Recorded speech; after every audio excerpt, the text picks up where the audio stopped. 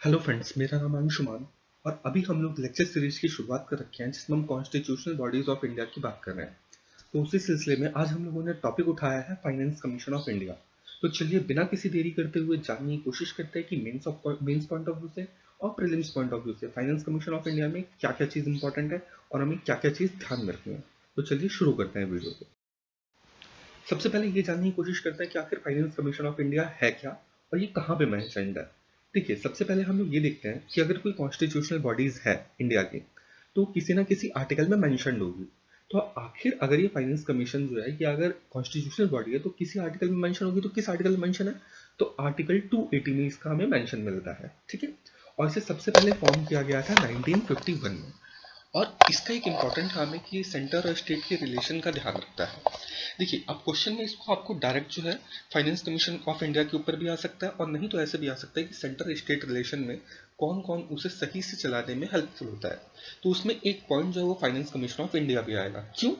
Finance commission of India का काम क्या, पहले हमें ये समझना होगा। फाइनेंस कमीशन जो है वो स्टेट का या सेंटर का जो भी रिसोर्स है उसे आगे निचले स्तर पे डिस्ट्रीब्यूट करने का काम करता है कि किसको कितना डिस्ट्रीब्यूट किया जाएगा।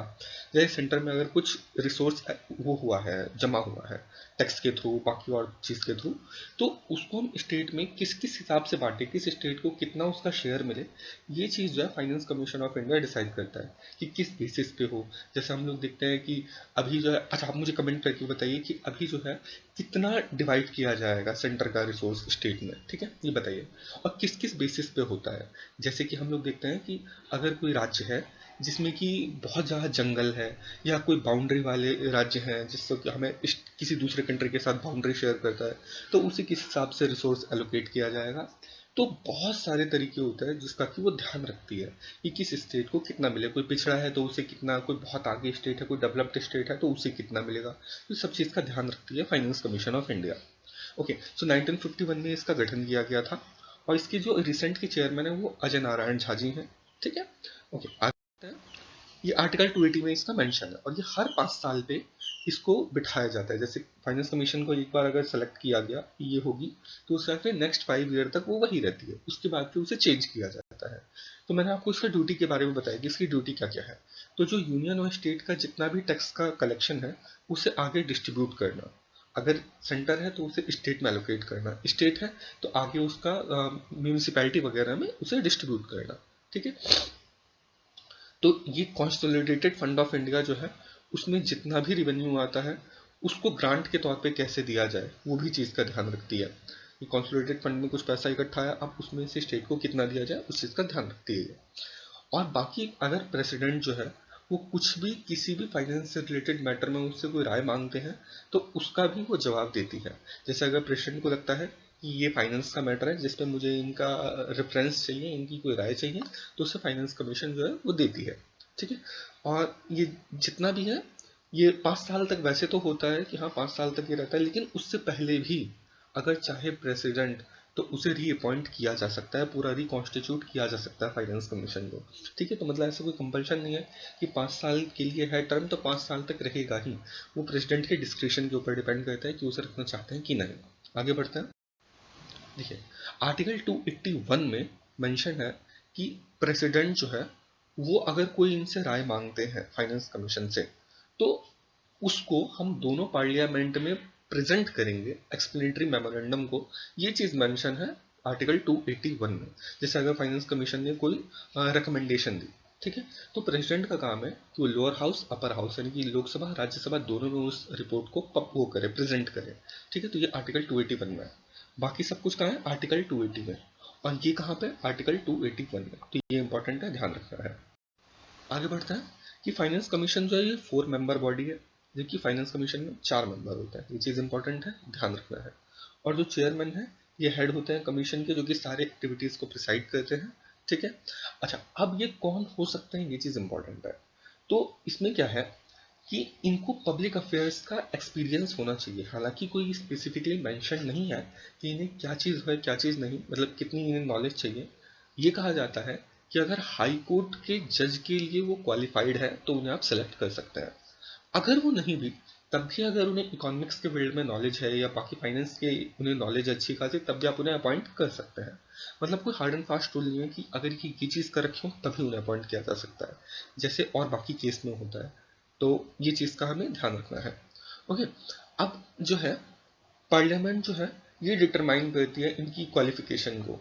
सो बेसिकली कि ये किसी को भी हम लोग अपॉइंट कर सकते हैं, जैसे नॉलेज, जैसे मैंने आपको बताया कि वैसे हाई कोर्ट के जज की ये बात है कि उनके लिए क्वालिफाइड होने चाहिए, पर वो कंपल्शन नहीं हो, वो पार्लियामेंट डिसाइड करेगी। ठीक है, तो अब इनकी क्वालिफिकेशन के बारे में बताया कि हाई कोर्ट के द्वारा क्वालिफाइड हो, हाई कोर्ट के जज के द्वारा क्वालिफाइड हो, और हाई कोर्ट के जज के लिए क्वालिफाइड हो, और 4 मेंबर की बॉडी होती है।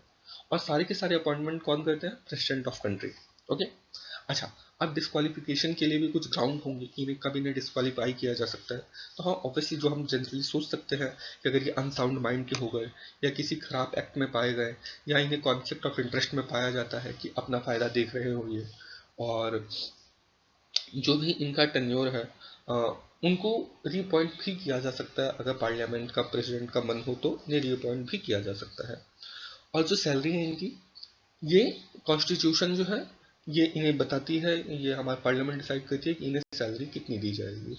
ठीक है, तो ये चीज़ इंपॉर्टेंट है। बेसिकली इन्हें सब कुछ पार्लियामेंट डिसाइड करती है। अब इनका फंक्शन क्या है? फंक्शन वही है जो टैक्स को जो आया है, कलेक्ट हुआ है, उसे रिडिस्ट्रीब्यूट करना सेंट्रल स्टेट के बीच में, और प्रेसिडेंट को रेकमेंड करना अलग अलग टॉपिक के ऊपर फाइनेंस से रिलेटेड।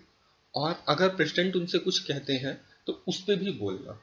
जैसे एक होता है कि अपने तरफ से प्रेसिडेंट को कुछ चीज़ रेकमेंड करना, और दूसरा होता है प्रेसिडेंट कुछ पूछे तो उस पर रेकमेंड करना। तो दोनों काम ये कर सकती है।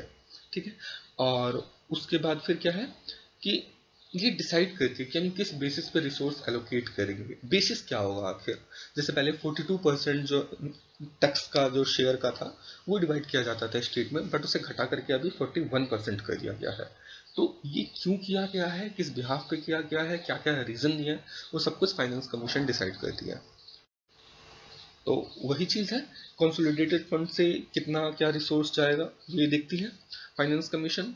और उसके बाद फिर क्या है कि इसके पास एक सबसे इम्पोर्टेंट क्या है कि इसके पास सिविल कोर्ट की पावर होती है। फाइनेंस कमीशन जो है किसी को भी सू कर सकती है, विटनेस को बुला सकती है, पब्लिक डॉक्यूमेंट को मंगवा सकती है, प्रोड्यूस कर सकती है, मतलब जो भी काम एक सिविल कोर्ट का होता है।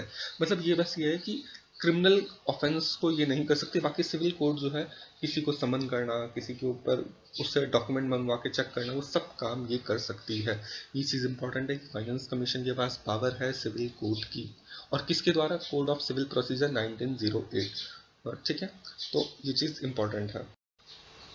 आगे बढ़ते हैं। ये मैंने आपको बताया कि ये प्रेसिडेंट को रेकमेंड करता है, लेकिन अब बात क्या है कि इनकी जो रिकमेंडेशन है वो बाइंडिंग नहीं है गवर्नमेंट के ऊपर, ये बाइंडिंग नहीं है प्रेसिडेंट के ऊपर कि वो मानेगी।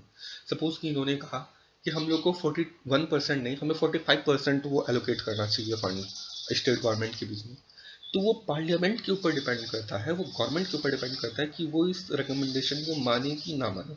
अगर वो चाहे तो मान भी सकते हैं, ना चाहे तो नहीं भी मानेगी, इसमें कोई ऐसा इशू नहीं है। सो इनका एडवाइजरी नेचर होता है सिर्फ, और इम्पोर्टेंट कुछ नहीं। ठीक है।